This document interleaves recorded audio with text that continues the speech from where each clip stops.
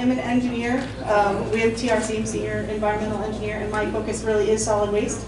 I've got about 21 years experience with solid waste management in Maine. So we're going to talk a little bit today about one of the biggest concerns that seems to be coming up right now, which is PFAS in landfill management. Talk a little bit about leachate, some liquids, and some gases. So the objective really is to talk about the potential effect of PFAS on your solid waste operations. We haven't heard a lot about it yet. We focused in Maine really more on the biosolids side of things, but it is likely coming. That biosolids that can't be spread anymore, right now our other option is landfilling. So that's going to become an issue for everybody to deal with. Talk a little bit about present and potential future management techniques. You know, always every new issue that comes up also has new opportunities, right? So we're now faced with the time to really start making those decisions on what we can do and how we can grow our food. So we're going to talk about wastes as sources of PFAS, what those might be. As you know, solid waste, most of you deal with solid waste on a daily basis. You're not manufacturing anything. You are dealing with the residues and the remnants of manufacturing as it comes to you. So we're going to talk about some of those sources. We're going to talk about the precursors that exist versus what we are seeing currently in the regulated compounds. And then we're going to talk a little bit about what you might be able to do in your landfill to deal with that. So the things that you'll want to look at your landfill is, you know, what is your waste history? What kind of waste have you taken in the past? We know that this has been manufactured for a long time, and you've been taking waste for a long time, and so as we're moving forward and looking at those eliminations of production, we're still going to be dealing with it coming at us even after it's no longer produced. Look at your regulatory impacts, like what are the rules that you have in place now and what is coming. Those are the things you're really going to want to keep up with, because as you heard today from Suzanne Miller when she talked, it is ever changing. As we learn more rules come out. And then think about whether early action will be beneficial to you or detrimental to you. As we all know in regulated industries, the more you know, sometimes that's dangerous. However, the more you know can set you up for a good place to help solve the problem in the future as well. And then look at your potential receptors. This is not unusual for any landfill. You're always looking at your groundwater monitoring. You're always looking at people who might live down gradient of you. So it's very similar, but you're also going to look at your leachate treatment. Right now, our POTWs are accepting our leachate. Is that going to be the case in the future? We now know that they're testing their effluent. So are they going to have a concentration we need to meet as it comes in? And then we're actually going to look at landfill gas, which is something that hasn't really been talked about yet, but it's there as well. So as most of you know, PFAS comes from commercial products. That's how it ends up in our waste. These are usually our grease-resistant food packaging, you know, our Gore-Tex, our Teflon. So we've had it in our realm for a long time. It's in our stain-resistant carpeting. So those of us with CDD landfills, it's there as well.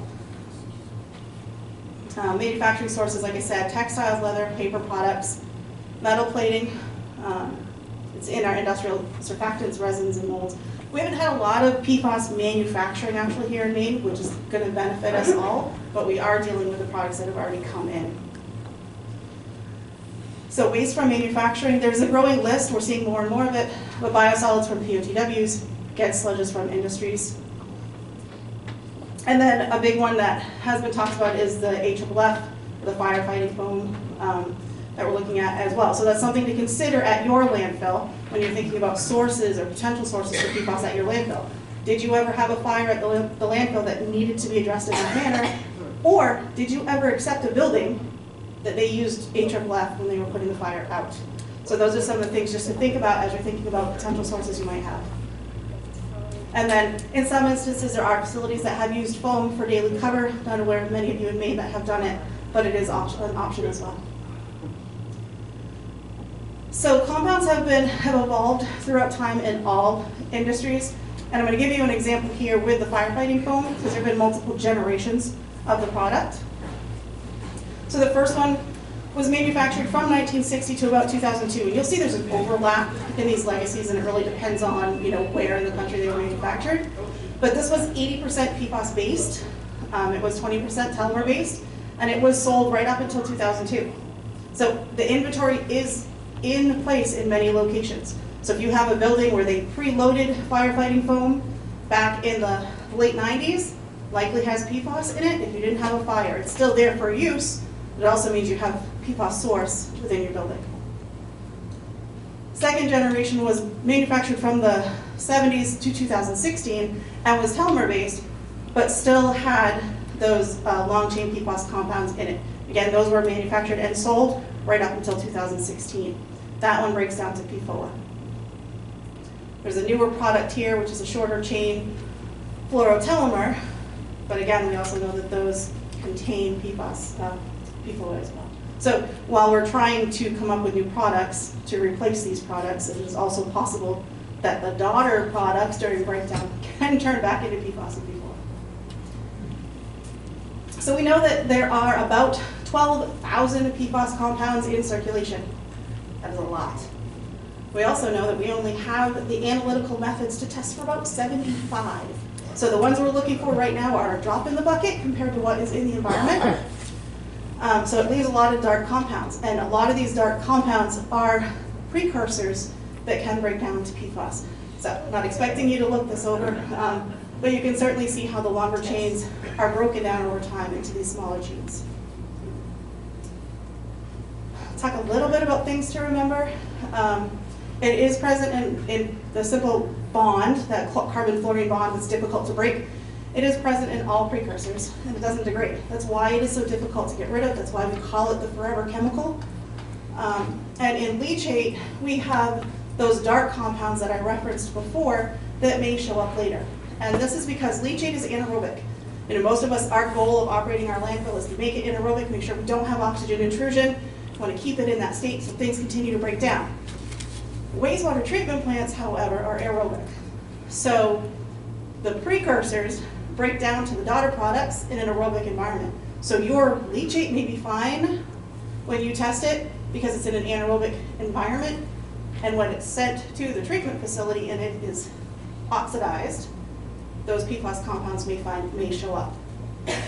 So just again, things to keep in mind as you're seeing these regulations come out about testing and what we're going to do here. But there are ways to test for the presence of precursors, and so it may make sense for some of you if you are doing those initial testing of your leachate, which is required right now, to kind of get an understanding. Maybe do an assay, try to see if you have some of those precursors, see if they may impact you in the future. So there's a couple. There's the total oxidizable precursor assay and a total organic fluorine analysis. Basically, they're oxidizing it to try to break it down into those daughter products. And here you can see that there was a sludge sample that was, this is an actual example. The sludge was tested in its pre-oxidized form. And you can see that we've got 2.3 nanograms per liter, for example, of PFBA in the pre-oxidized form. Once it was broken down and oxidized, we had 270. So there are 268 of those dark compounds that existed within that product, and 100 times personally, on that. So again, it's just things to be aware of that may be coming down the pike at us. So as I said, those dark compounds didn't show up in the earlier. And this just kind of shows you for the total organic fluorine assessment, they actually apply heat in an oxygen-rich environment, just oxidizes it. Again, not a lot to go through there. So the current regulatory landscape is ever changing, as you've seen. We had new laws passed they were signed last month here in Maine. EPA is proposing to designate PFOA and PFAS as CERCLA hazardous substances. That could change the game for a lot of us. As most of you know, we don't have a haz waste landfill in the state of Maine.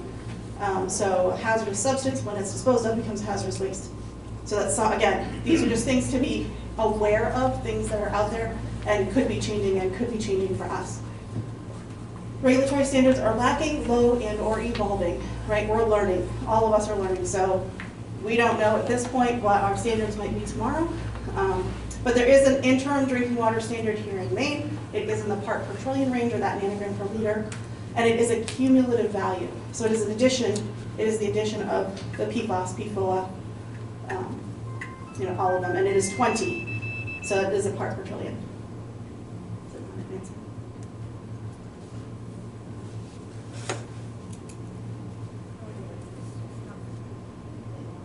Oh, gotcha.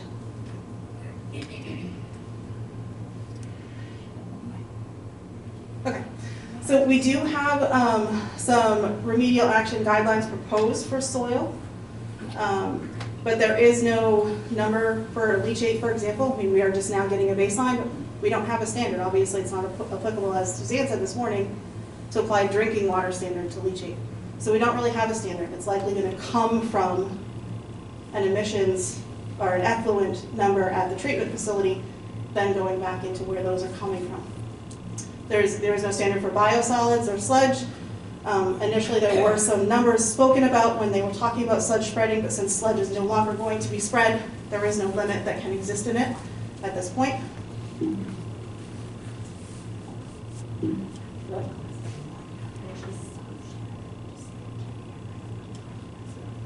It won't advance now. Okay. Okay.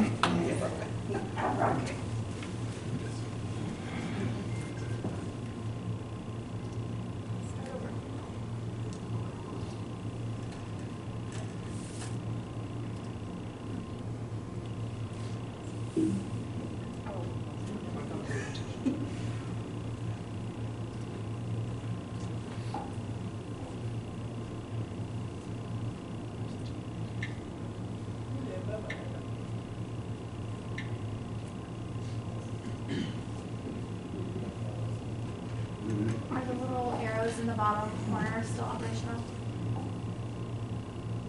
Oh, there we go. Yeah. No, I can do it. Sorry.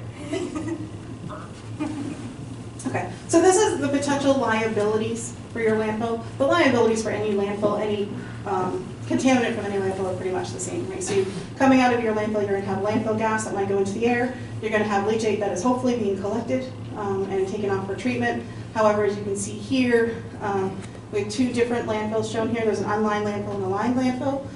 All of the unlined landfills, the majority of them in the state of Maine, were closed in the early 90s, but many of these sites have both an unlined landfill adjacent to a lined landfill. You know, a decision was made many years ago that it didn't make sense to take a brand new site and put another landfill on it when we had sites that had landfills on them. So a lot of municipalities decided that this is where our landfill was. We're going to continue to have a landfill here, only now we're going to line it in accordance with the changed regulations. So in that instance, you would have the potential for PFAS or any contaminant to get down into the groundwater directly. The lined landfill has a liner system with leachate collection, and so that is collected and taken off to the treatment plant. From the treatment plant, however, there is an effluent. And then, as I said before, landfill gas is another thing that is given off. So here you can kind of see all of the down gradient receptors of things from your landfill.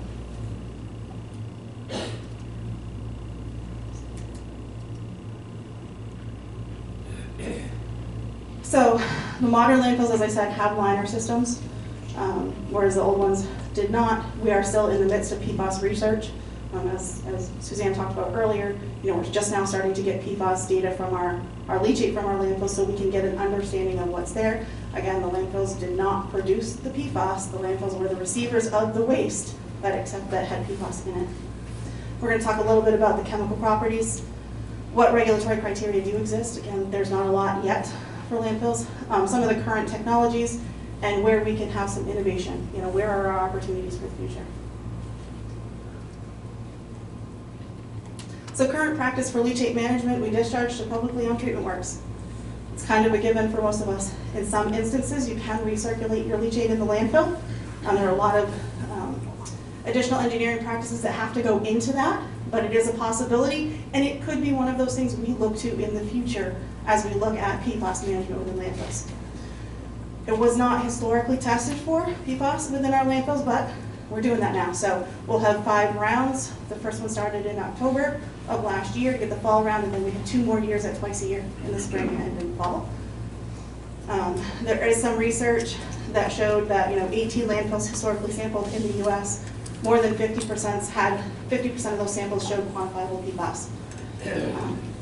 And those concentrations can vary. It can be very low levels to very high levels. Again, it's going to depend on what wastes you took in, what your climate is. Do you produce a lot of leachate? In very arid climates, if you're not producing a lot of leachate, you're not likely to see it. The age of the waste, and then how stable your waste mass is. So this is, again, just an example of the numerous locations that had their PFAS tested, you can see, you know, each of the different compounds, and they really do vary. So you can see the scale on the right goes from, you know, 1 to 10,000. So it really does depend on your waste. Are you seeing a specific waste stream that seems to have the higher level? Is it the C and D, is it MSW? No, currently they haven't really shown anything that separates that, and that's one of the things that I think is worth testing, and I'll talk about it a little bit later here.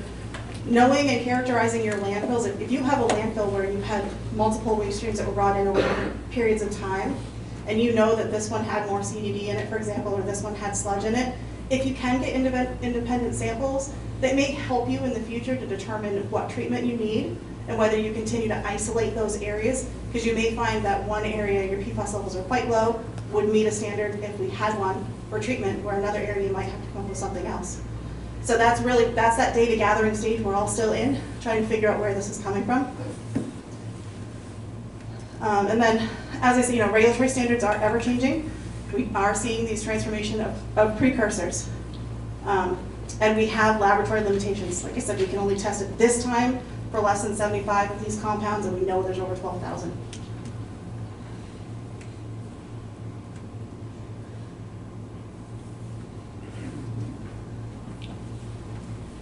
PFAS is not completely degraded in POTWs. That is why we saw the new law in Maine that they are not going to be testing effluent from our POTWs. They may have a future liability for PFAS in their effluent and their biosolids. And again, they're not producing it either. You know, they are the recipient of the waste stream and they're responsible for treating it, but they didn't create the PFAS issue. So it's something we just need to continuously remember, that we are responsible for this at individual levels. And unfortunately for treatment facilities, the science is never going to catch up with that. They're dealing with our waste that is, you can't turn that off. It's the one waste stream that reduce, reuse, recycle isn't going to help.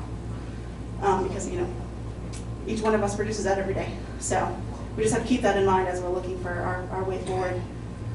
But will those POTWs continue to treat your leachate?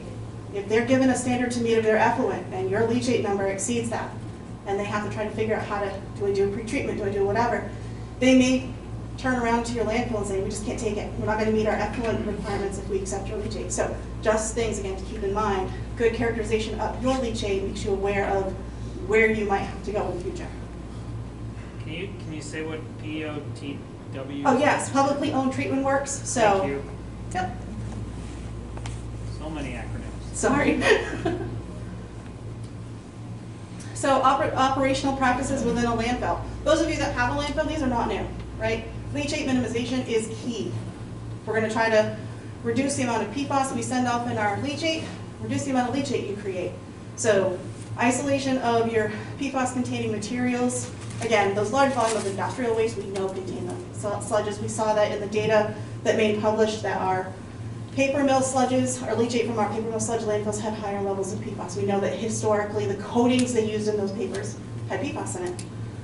So again, understanding where you might have put them in your landfill, isolating them if you can. Sludges are difficult to dispose of. They are a weaker waste stream, which means you do generally have to bulk them to be able to place them well. Divert runoff between operating areas. For those of you who aren't familiar with landfills, this is a cover system on a landfill. It is a geosynthetic cover. You can see it weighted down. You can see that berm that runs kind of halfway through there. That's put in there to help keep water on each side of that. That's key if you have open waste on one side where you're creating leachate and treating it, and clean waste on the other side that you can divert as stormwater. It never hits the waste, it's clean, you can send it off, you don't have to pay for treatment. So you want to make sure you implement these berms and things throughout your design. And then early placement of intermediate and final cover. It's always been a regulation that you have intermediate cover after, I believe it's 6 months of being at an elevation, and close your landfill as soon as possible. It's even more important now than ever. That closure prohibits and prevents leachate production. Get the stormwater out, get your snow melt out early. And so early placement of that will help you. And then if possible, if you're looking to build new cells, try to isolate your leachate collection systems if you can. If you can isolate your system so you can treat it separately, test it separately, that may be beneficial for you in the future. And then consider drainage from condensate. So in this case, condensate is from landfill gas. Landfill gas does have water in it. So as it cools down, you get that condensed water and will drop off. That condensed water tends to have higher levels of contaminants just because it's a straight stream, so also you might want to look at that separately.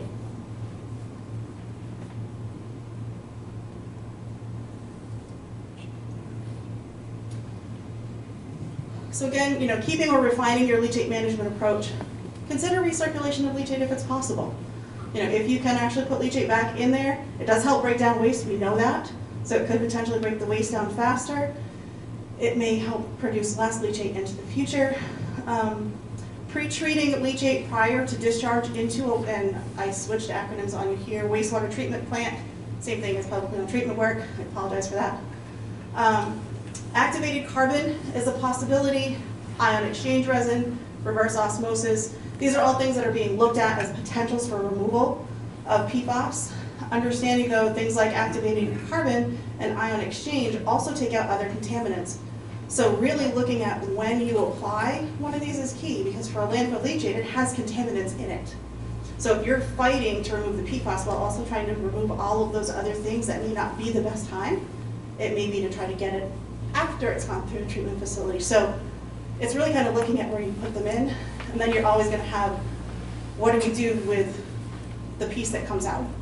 Right? Do we put it back into a landfill? Is there another way we can do it? What do we do with that waste stream from that process?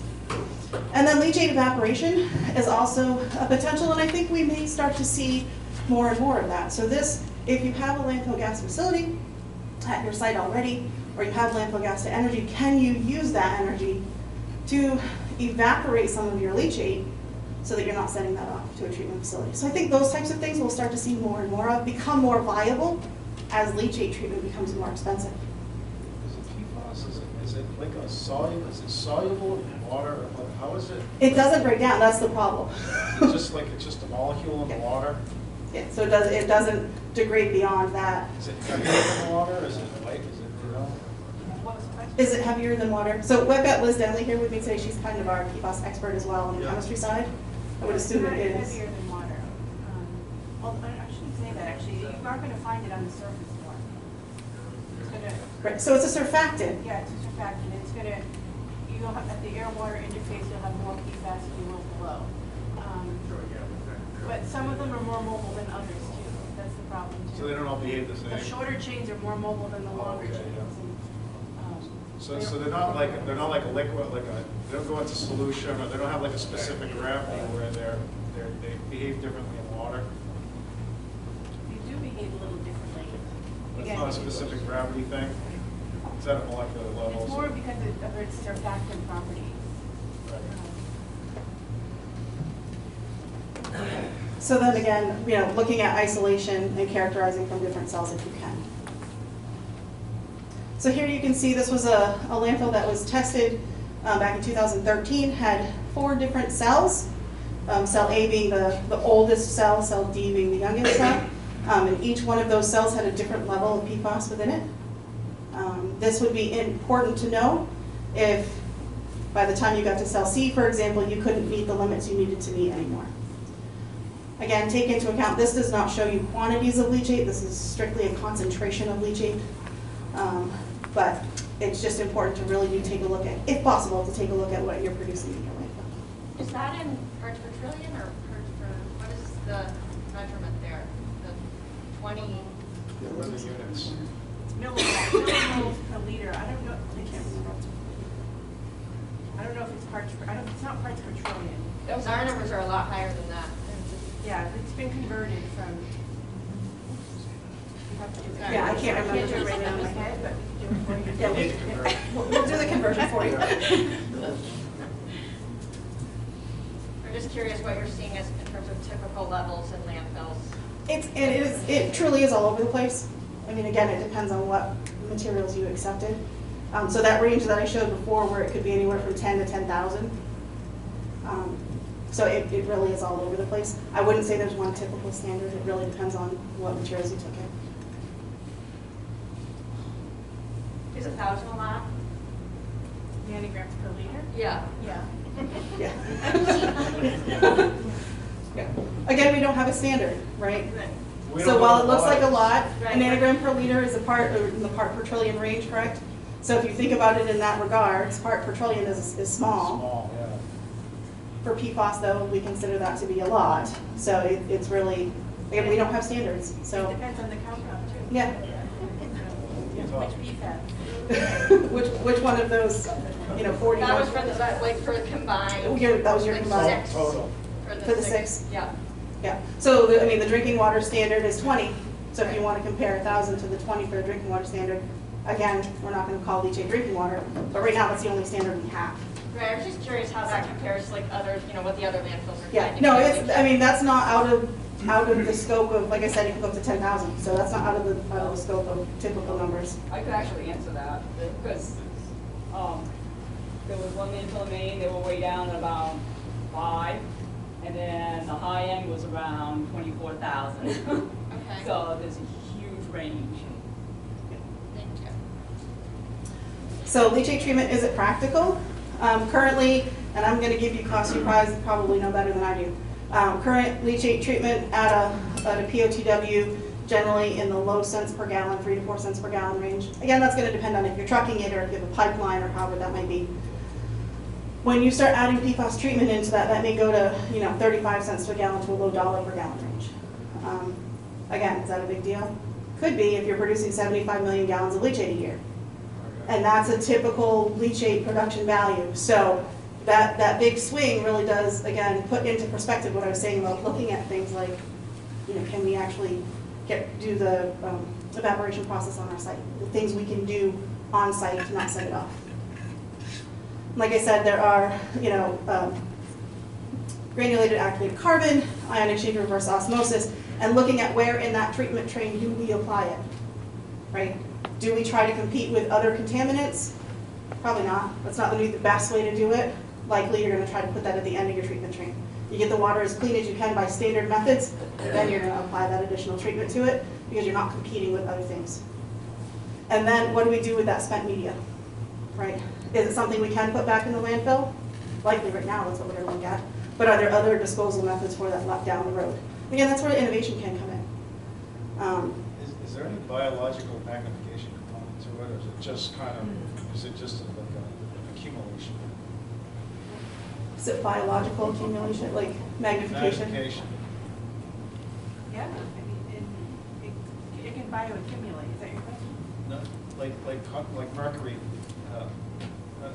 exponentially grows as it climbs up the food chain, but does this one just accumulates? Or is it like a biological accumulation? Well, I would think it would, I mean, if you, I think along those same lines, it'd be similar, right? So if you're a small fish eating a small fish, it's going to be lesser than the big fish eating all of those accumulated small fish, because it doesn't break down. Again, it's a forever chemical. So once it's in your system, it's there. Differently too, in humans versus fish Sure. versus Oh, cows. no kidding. Yeah. So there are some additional treatment methods out there that they're looking at. Cold plasma is one of them. Supercritical water oxidation is another. And this one is actually, I find very interesting. It is a surfactant, right? So they blow air into it to get it to bubble up on the top and they scrape it off.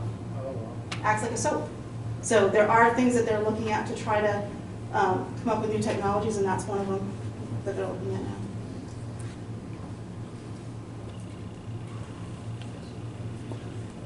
So as I said, here are some examples here. ECT2 is a granulated activated carbon method.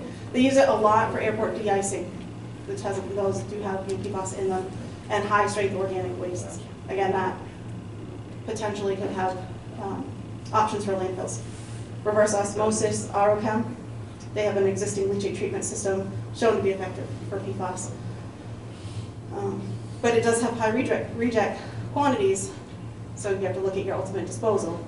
And is it possible for you, if it's on your site, to put it back into your own landfill? And then OPAC system has that surface active foam fractionation. That's what I was talking about, where they literally get it to foam up and they can scrape it off the top. We'll talk a little bit about landfill gas, and I'll try to speed this up.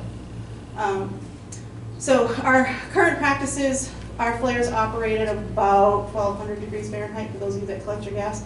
That's about 650 degrees Celsius. We also have landfill gas to energy, where you have combustion engines Our old landfills are just passively venting it into the atmosphere, so there's no real treatment of that at all. But again, our emissions are not tested for PFAS currently, but it's there. So there was some research done in 2011, and you can see here there are a couple of reference sites where you have your background levels, and then you can see around a landfill upwind, quite low on site, a little bit higher, and a lot higher for that second landfill. PFAS in air can be 5 to 30 times higher at landfills versus background. So it is being given off in our landfill gas. But the state of the research lag behind other media. We're not looking at it yet. It's really what it comes down to. We are very focused, as you've seen, on what's going into the ground and how it affects our water, how it affects our animals. But we haven't really gotten into the air. Again, testing for this stuff is just, we're following the labs right now. Labs are now able to test for it, we start testing for it. Commercial lab methods are not available for gases yet. But there are transformation of those in emissions. And this example here, so Cape Fear, Chemours actually manufactured PFAS, right? So it's a bigger deal than a landfill, but they actually did manufacture PFAS, and it was in their air emissions. They found it 18 miles away in the groundwater due to deposition from their air emissions. So it does travel, it travels far, and it can travel far in the air. So again, just something to be aware of if you have a landfill that collects its gas and you're treating its gas. And PFAS destruction needs a temperature greater than 1100 degrees C. That is not your typical flare, and it needs to burn for a long time. So we're not destroying it at our landfills. So the typical closed up municipal landfills Yep. have just regular vents Yep. and no treatment at all. When the air escapes, is that oxygen enough to cause the precursors to transform into? It could be as it travels. You know, as it travels through the air, you could be oxygenating it enough. And like I said before, it's in the condensate. So your gas within your landfill is warm. In Maine, 6 months out of the year or more, the air is cooler.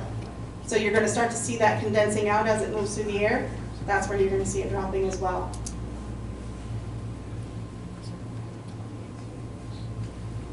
So really, in this case, we're going to be tracking the research and the findings as the science evolves. It's going to be continuously evolving. Characterize your emissions when appropriate and when you can. As I said, we don't have a lot of test methods for this currently. And remember the precursors. As you're doing your testing, if you're looking at your leachate, for example, remember there's possible you have those dark compounds in those precursors. And look at doing, a mass balance, for example. Is landfill gas to energy a solution? It might be, but do we need to do some additional emissions treatment? Are our high BTU engines hot enough? Are they burning for long enough? So these are those things we need to consider as we're designing new systems or looking at what we already have. And then again, do we need to look at additional treatment for like thermal oxidizers, for example? So all online landfills have groundwater plumes, we know that. Likely, if you had other contaminants in your plume, PFAS is going to show up. PFAS does travel further than your standard plume because it doesn't degrade. So a lot of our old online landfills relied on attenuation to help break things down as it naturally moves through the environment. PFAS does not break down as it moves through the environment, so it can get further away from your site. We're used to metals and VOCs. This is a different player. And source controls really are your remedial action. So source controls are generally extraction out of the landfill. You'll have some pump and treat type systems where you might be pulling the groundwater out from around your landfill and treating it at that point. Many of these old online landfills don't have leachate collection. They were built and operated, I say built loosely. It was a dump, it was where you put your waste. They didn't have the controls we have today, so it makes it a lot more difficult to go back in and try to add things. And like I said, groundwater extraction is one of the things we do see. So we'll see wells put in or trenches put in around these old landfills to try to capture the groundwater that's moved out instead of the leachate and do treatment of those. But again, it's going to go to your POTW. Right now, that's where we're taking it. Natural attenuation just does not work for these sites. So here you can see a plume, kind of your standard plume in the red for VOCs. Goes a lot further for PFAS. This is a current state-of-the-art landfill. Most of you, if you operate one, you know this. Liner system, sometimes double liner system, which just means you have leak detection below your primary liner system. You're capturing all of the leachate within that. It is contained, so you have a very low risk to release from these landfills. So you're looking literally at the leachate that you're taking out for treatment. It's widespread and it's regulated at low levels. There are other PFAS sources, potentially, and sampling requires special procedures. You can't just go out and take a bucket and sample for PFAS. It's in everything, right? It's in your soaps, it's in your clothing, it's in your personal care items, which means when you're sampling, it could show up as a false positive if you're not following the appropriate procedures. So there is a lot to sampling when you're looking for PFAS. And natural attenuation does not destroy PFAS, and there are those dark compounds. When appropriate, you're going to want to characterize the PFAS in your groundwater. We're seeing this. DEP did ask some of the sites, I think, to at least get one round of PFAS numbers from groundwater a couple years ago. But also think about other sources in your area. As you see things maybe showing up around your site, are there other sources? This figure shows an airport upgradient to a landfill, and then you have a well. You can see that they have different signatures. So the airport, you have PFAS at 64%, that red block, and then 30% for PFHXs. Landfill signature is pretty much blue, right? We have a little bit of red, a little bit of yellow. And what we're seeing in the well down gradient, looking at that, where would you say that's from? Right. So know what's around you, right? If you're asked to characterize your leachate or your groundwater, start looking around at other sources that might exist, just in case.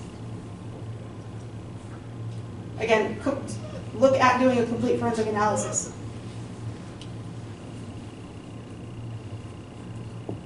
So characterize your groundwater, remember your precursors. Treatment for groundwater is evolving. Again, these are all opportunities. While they sound damning right now, right? We look at these and these are terrible, it's horrible. We have a lot of smart people coming up through school right now. We have a lot of smart people dealing with this every day. This is a huge opportunity for them to show their stuff. So I do think while this is going to be a trying time, we're going to come out of this better at the end. And developing technologies may reduce in cost because we're going to need them.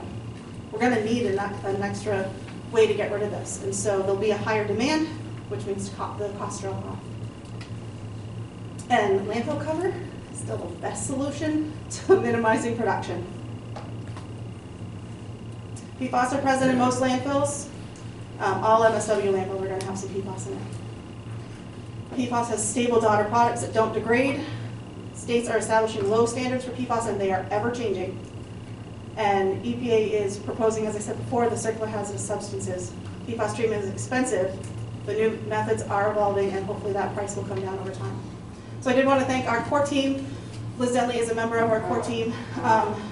We have many core teams at TRC, but we have one specifically dedicated to PFAS. So they are tracking this and studying it nationally, which helps us do our jobs better in each state. And here's my contact information.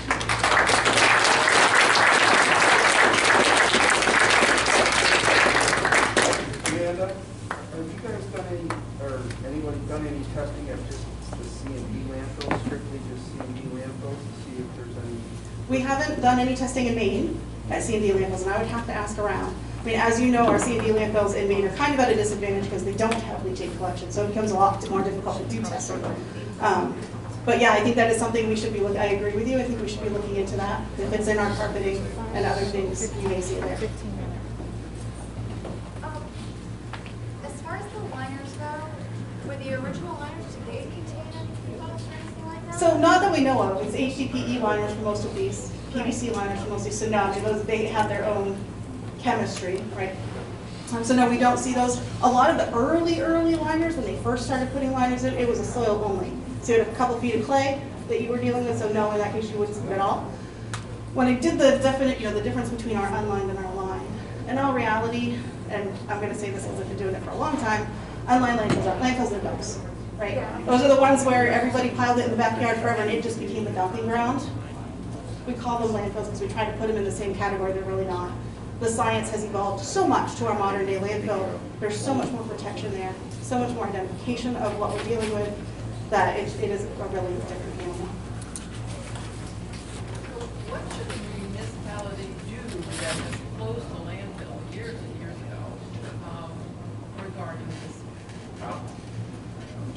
Oh, so that's I mean, most of you may or may not be looking at do you still have to do sampling around your landfill? Right. I don't know. Yeah, so in some instances, there is a post-closure period for each one of these closed landfills. It's a minimum requirement of 30 years of management of that landfill. Again, that's usually your mowing, your inspection. And in some instances, you put in groundwater monitoring wells, either just before closure or at closure, and you were submitting data to the department for review that had a list of chemicals you were looking for. And as things improved at your site, you may have been allowed to reduce or eliminate that monitoring over time. So depending on what your site had in it, the size of your site, they may have determined you weren't really a risk anymore, and you may have been able to allow to stop the monitoring process. That's going to be different for every site. So, honestly, until things come out of the department that provide us guidance on what we're looking for, take a look at where your landfill is. Look at your risks. Do you have people on wells around you? Or is pretty much everybody on public water? River. So, I mean, that's potentially surface water, But maintenance of your cover, again, it's the same thing for those closed landfills. Really making sure your cover system is well maintained, reducing that infiltration is key. The less water you can let in, the less likely your infiltration is coming out. So, but be on hold on that. If you're not monitoring for things around your landfill, you may not be asked to monitor for things around your landfill. But no, it is a potential source down the road. There is a possibility that for these landfills that don't have monitoring wells, that the department may want to monitor any residentials that are around that are on wells, just to check. And that's, as Lou said, sampling in residences around closed landfills may be required for PSAS. It's been required for lots of things for many years. If you weren't asked to put in monitoring wells around your landfill, they may say, well, can you once a year go test this residence? They have a well that's not too far, make sure it doesn't show up. So that could be a case as well for some of these sites. If you haven't done that, you may have been required to do some residential sampling, or you may be asked to do some. Again, you're looking at the risk and who might be downstream of your facility. So you mentioned other people and everyone's working towards this. Are there other states, I mean, I know it's national, but are there other states also that are kind of leading the way with this, like we are? I mean, we've had some high-profile things and brought it all to the forefront. Yeah, I mean, every state is taking it a little bit different. Honestly, we're all waiting for EPA to figure out what they want to do. And what most states are saying, we're not waiting. We're going to make some standards. I know Vermont has come out with some standards as well. Michigan has come out with some standards. So yes, a lot of them are looking at, okay, we need to have some standards. We need to be testing. We need to be looking at that. So we're not alone here in Maine. But yeah, and I would keep an eye out. Do try to just pay attention to what you see in national news. Look at EPA's website. They'll have some things posted from time to time. And I know the state agencies are talking as well. I mean, they're not operating in a vacuum. So I know that they are reaching out to their cohorts in other states to try to figure out what are you learning. Because we're all trying to do the same research at the same time. It's definitely worth the money to call somebody instead of necessarily taking all your testing. So. Yeah, Beth, New York State, a lot of the stuff we were looking at early on was coming out of New York State. They were doing a lot more up, in the New England area. They were almost like the first to start. So a lot of the stuff we were looking at is coming out of New York and the investigations they were doing. Thank you. Do you know if private residential water testing is available or easily accessible, or should people contact the state? I know there are. The state has got its hands full right now, to be honest with you, with the amount of testing that they're doing. You can certainly reach out to DEP. They could likely give you a list of firms that could help you do that testing. Right. It's not a quick test for laboratory results, I can tell you that. Our laboratories are also being inundated with this testing. And honestly, it may not be necessary. Certainly, if you're interested. I've had a couple of people ask me if they should be worried about it, and I had sort of heard third hand around that the closest test lab where we have always in the past been able to get routine household water testing is like, we're not, and I don't know if it was that they weren't doing it or that they weren't being able to turn it around. Right, so not all laboratories do PFAS testing. It is very specialized. Okay. I think you'll see more and more labs over time get certified in those test methods, but it's not easy. And so, yeah, there is a backlog of those labs that do that testing. And like I said, to perform the testing, The sampling procedure is a little involved. Once you understand it, it's not crazy, but there are a lot of precautions you want to take to make sure you don't have false positives or introduce additional chemicals into that sample. Also, I've been looked into it because our town may be required to, you're looking at $300 a test. Yeah, it's not a cheap test. It's not a cheap thing, so you don't just jump on it. You want to make sure you got something to look at. Thank you guys. Yes, thank you so much. We are so grateful for your accomplishment and for your presentation. And again, if you have any other questions, I'm sure they'd be happy to have you come to their booth and answer any other questions that you have. So next, we'll turn the time over to Megan, Maine DEP. Thank you. This will be a much less technical presentation. Just going to talk about our waste hierarchies that we have here in Maine and some of the policies and programs that are guided by these, and point out some different waste streams that we have an opportunity to potentially move up the hierarchy here. Oh, okay, so it doesn't work. That's okay. So this is our solid waste management hierarchy, and we've had this in statute since 1989. You probably saw it this morning on Suzanne's presentation. So at DEP, we use this when as one of the review criterion for licensing new solid waste facilities. And we also use it when we're reviewing applications for our waste diversion grant program, among other things. I'll talk about that a little bit more later on. And because it came up this morning, and I was wishing I had it in our slides, we do have a couple different statutory definitions of recycling, which you'll notice is in the middle of the pyramid. But typically, we're looking at the taking of a waste material that would have been thrown away and processing it for use in another product. So there's a lot of different things that could look like, but think about a metal can that gets ground up and made into another metal can. That's kind of the typical scenario that we're talking about there. But you can see that we prioritize source reduction and reuse over sustainable management of materials. So even if you're keeping out of the landfill, not having to use it or manage it as a waste product is the ideal scenario, and that's because every product that we use or food that we buy, there's a lot of resources that go into making the things that we use and throw away. So like a t-shirt, for example, it's not just the t-shirt, there's all the water that went into growing the cotton and the dyes and the processing, the labor and the packaging. So there's a lot that goes into our stuff. So that's why we want to prioritize those things that are higher up the hierarchy. And recycling, well, it does have obviously a lot of environmental benefits and a lot of economic benefits, jobs creation. It's still an energy-intensive industrial process, so that's why we prioritize reduce of making new things over recycling of things in the hierarchy. We also have a food recovery hierarchy, which many of you have probably also seen. So again, we prioritize preventing waste in the first place, whether that's like looking through your kitchen before you go shopping to make sure you don't buy another loaf of bread and let one get moldy. But also just trying to get food to something or someone that can eat it is really important. We have a big issue with food insecurity here in Maine. One in 6 children and 1 in 8 people don't always know where their next meal is coming from, and yet we have food that we're throwing away.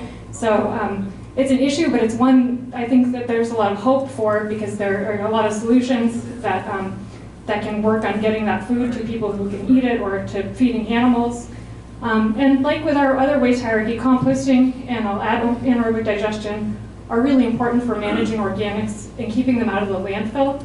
But when it comes to edible food, we really want to see those, you see that food eaten, because that's the way that you make the use of all the crops and the animals, everything that goes into producing our food. It's not used unless it's get eaten. So again, most of you know this. So, and we're kind of short on time, so I'm going to skip through this slide, but everything we use is made from natural resources. Some are renewable, some are not.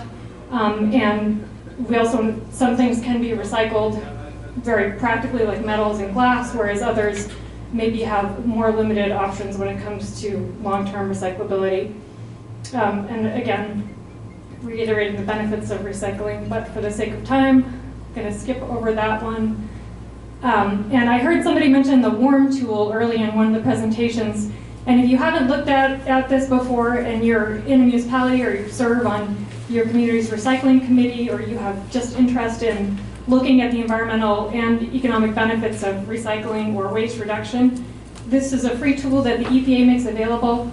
And it basically allows you to compare different scenarios. Say you have 50 tons of food and you want to figure out, what's my environmental impact if I have a composting program in my community and I keep this out of the trash, you can use this tool to calculate that. Or if your community has a recycling program, you can input the tons that you recycled last year, and it'll tell you the greenhouse gas emissions impact of that. And to highlight that, this will not only let you see what you can do with the worm tool, but also highlight why reduction is prioritized over sustainably managing materials through recycling or composting.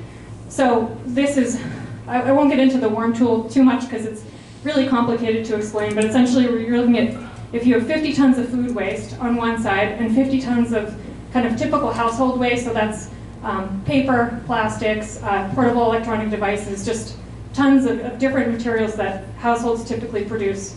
If you can prevent both of those waste streams from becoming waste in the first place, if you look at the top part of the slide, that's the emissions reduction. And so the EPA tool bases this on averages.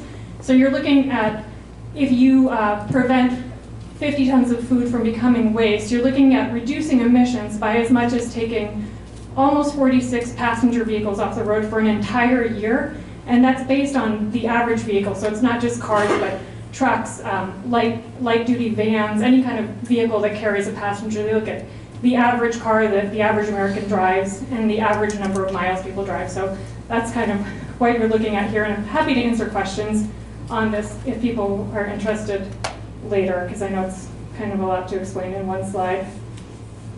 And I want to talk a little bit more about food waste, because this is such a massive issue. There was a study that recently came out from EPA looking at food waste, and this is based on national information, but it's a huge part of our waste stream, estimated to make up almost 22 to 24% of our trash. And it's also a huge economic cost too, because the average household is basically throwing away money on food that we buy and then don't eat. So there's a lot of loss, but there's also a lot of opportunity there to do better. Right now, almost over a third of the food that gets grown in our country doesn't even get eaten. And that's at various stages of the production process. And it's not just here, it's an issue all across the world. And the thing to think about with food waste is, like I was touching on earlier, it's not just the loaf of bread that went bad, it's thinking about everything that went into it, the fertilizer, pesticides, labor, the energy use, wear and tear on farm equipment, crops, trees were cut down to make land for agriculture, the water that was used to grow it. So there's greenhouse gas emissions and pollution basically at every stage of production. So it's really important that we make the most of our food and eat it and do what was meant to happen with it. So one study that was out recently estimated the total cost of food waste globally at $2.6 trillion. So that's a huge amount of money that we're throwing away. And if it were a country, it would be the #3 emitter of greenhouse gases after the US and China. So more emissions than any other country except for the US and China every year. And I'm not going to spend a lot of time on this, but essentially there are also different foods that have a higher impact. So it's really important to conserve and make sure that you don't waste those foods that do have a more impactful to grow, whether it's in terms of the land use or the water or the emissions that are produced. There are some things that are have a much bigger impact. Suzanne touched on this earlier. We put out a materials management plan at DEP and update that every 5 years.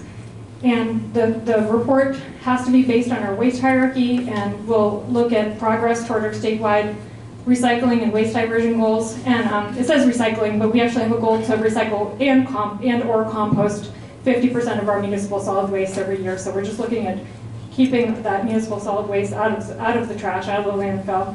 And the next plan will be out in 2024, and it will have guidance and direction for municipalities, as well as kind of looking at statewide opportunities for implementing and improving waste management and recycling. And then we'll also look at kind of the overall layout in the state, what's happening, if there are new waste streams that need to be dealt with, or new technologies out there for helping to improve processing.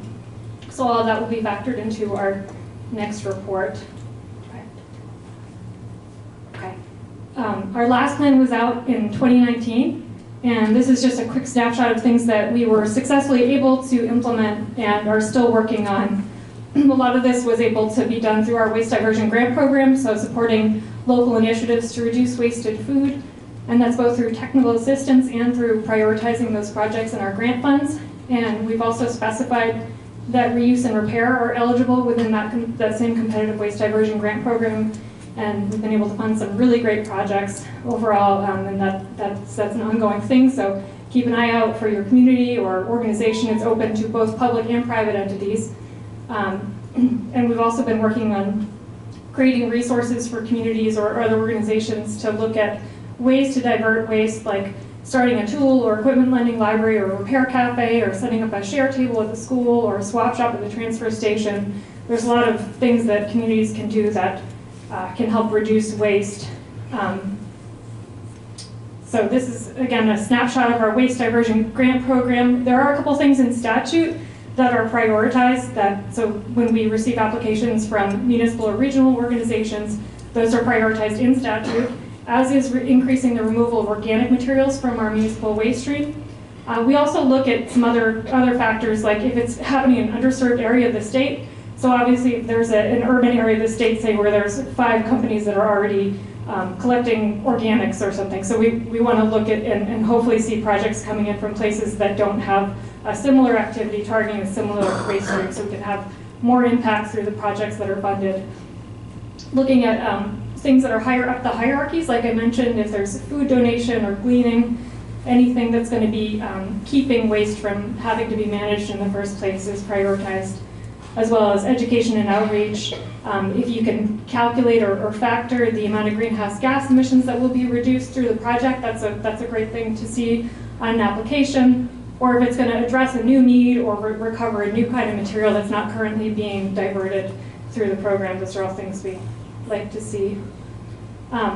Diverting food scraps for disposal is a huge priority. Mark King is here, and he is our expert for composting and able to go out and provide information.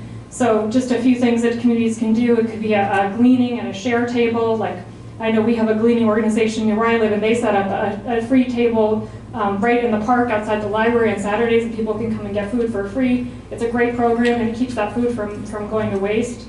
Encouraging donation of edible food, promoting backyard composting, and the consolidated organics collection, which Suzanne also mentioned earlier. Mark's going to be hosting presentations, I forget the locations, but 4 around the state, and possibly also some remote locations to learn about setting up consolidated organics collections in your community, so that gives us another great way to keep organics out of the trash. And Mark's contact information is here if you don't already know him and have his information. So I'm just going to quickly run through a couple different options for reducing waste, and we have more information on our website, and I'm happy to talk more about these in detail later on, but I'm going to really run through quickly now. But a tool lending library essentially works just like a regular library. It can be super small and unofficial, like a wall in a general store where people can come and borrow things.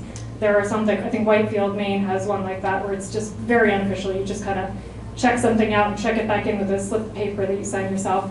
Or like in Portland, there's a big official one where you can volunteer instead of paying a membership fee, and they have a huge range of camping equipment, tools, gardening stuff. It's just massive. So there's a lot of things you can do, but these can be helpful in a number of ways. For one thing, it helps people who might not be able to afford a certain kind of tool, they still have access to it.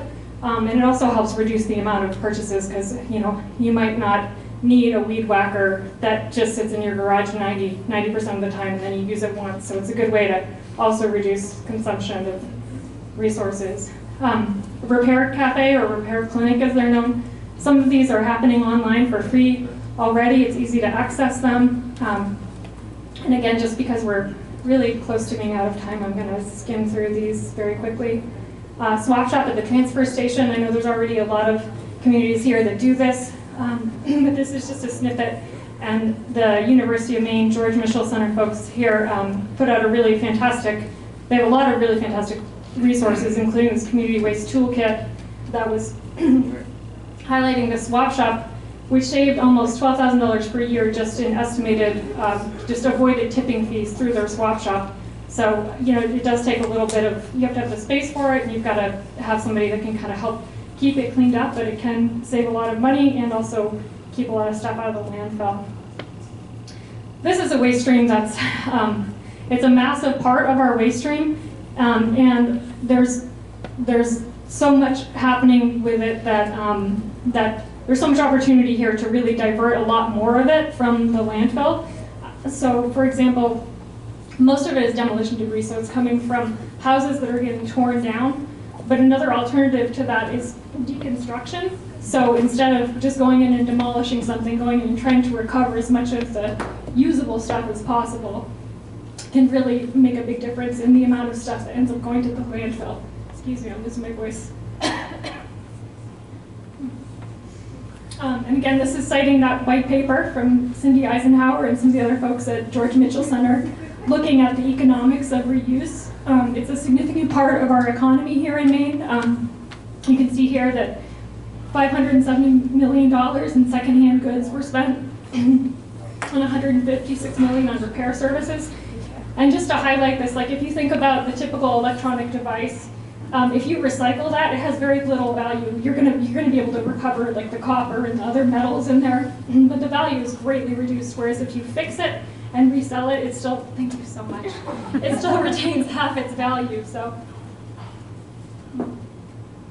the thing about reuse is that it really maximizes the economic benefits and conserves resources and preserves all of the materials and other inputs that went into making the products that we use. We are really quite out of time, so I'll just touch on this quickly. There are product stewardship programs. These are another thing that communities can very easily sign up to participate in, and you can recover these materials for free.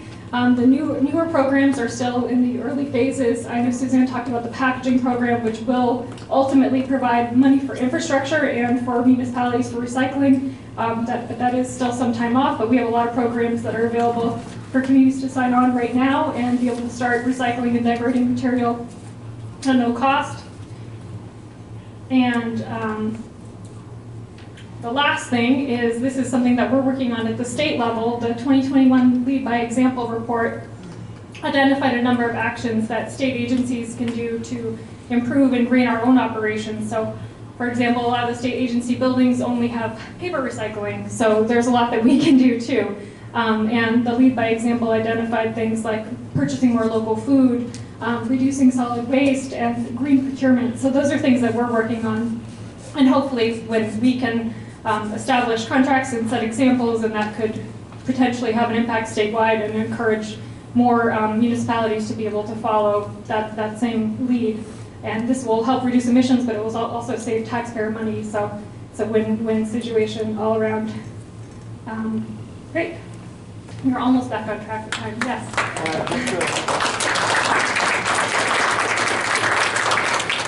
Just a quick plug for the Waste Diversion Grant Program. We'll be issuing another RFP either the first or second week in August.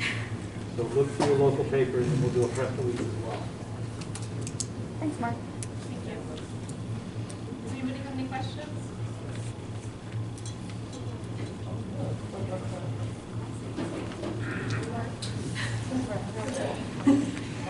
Thank you.